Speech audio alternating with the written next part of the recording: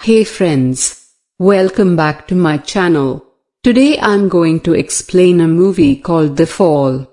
Scott Mann's Fall belongs to the trapped horror subgenre of films like The Shallows and Open Water, but it takes a dynamic that usually unfolds in the middle of deep water to thousands of feet in the air. Mann and co-writer Jonathan Frank have a clever concept that results in a film that should be avoided by anyone with even the mildest vertigo. I wouldn't say I'm particularly afraid of heights, but there are some scenes that made my stomach turn a bit. You've been warned. Sadly, the concept only takes Fall so high, and the execution, including some ineffective acting, editing, and other technical choices, makes this a misfire. It doesn't exactly crash to earth as much as drift off into the forgettable air of film history. Becky, husband Dan, and Becky's BFF Hunter are climbing a sheer mountain face in the opening scene when tragedy strikes and Dan plummets to the ground below.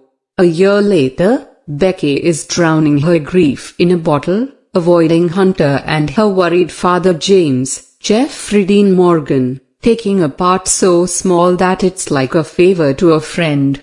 One day, Instastar Hunter comes to Becky with a proposal. They're going to climb an abandoned 2,000-foot TV tower that's basically in the middle of nowhere, from which they will find closure and spread Dan's ashes. Of course, it goes very wrong, leaving Becky and Hunter stranded on top of the tower with no way down and no way to communicate with anyone who might be able to save them. Filmed in the Mojave Desert, the vast majority of Fall takes place on the tower, and the film admittedly gets some nice adrenaline from the initial climb and disastrous ladder collapse that follows.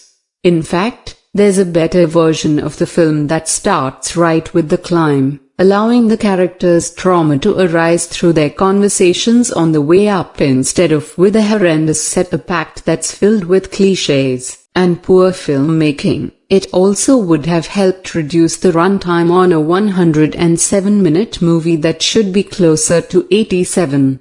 When Becky and Hunter begin their actual ascent, Mann has his firmest grip on the movie, building tension in a way that can be pretty effective. And then Fall stalls again. Hunter is given a secret that's more like melodrama than realism. Vultures and drones get involved, and the movie gets increasingly silly through its final act. The best trapped films usually rely on realism, making viewers feel like they're actually trapped in the rocky waves of a film like Open Water, and Fall crumbles under that analysis.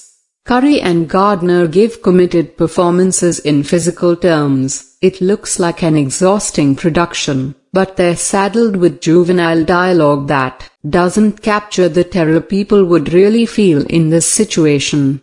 Fall only works if we believe the predicament in which Becky and Hunter are trapped, but the thin dialogue, showy cinematography, and overzealous edits betray the potential of this nightmare. Ultimately, Fall has been designed to be seen on as a bigger screen as possible, which is why Lionsgate is going wide with it this weekend instead of shuffling it afterward. Much has been written about getting ticket buyers back into theaters with event movies that demand the theatrical experience.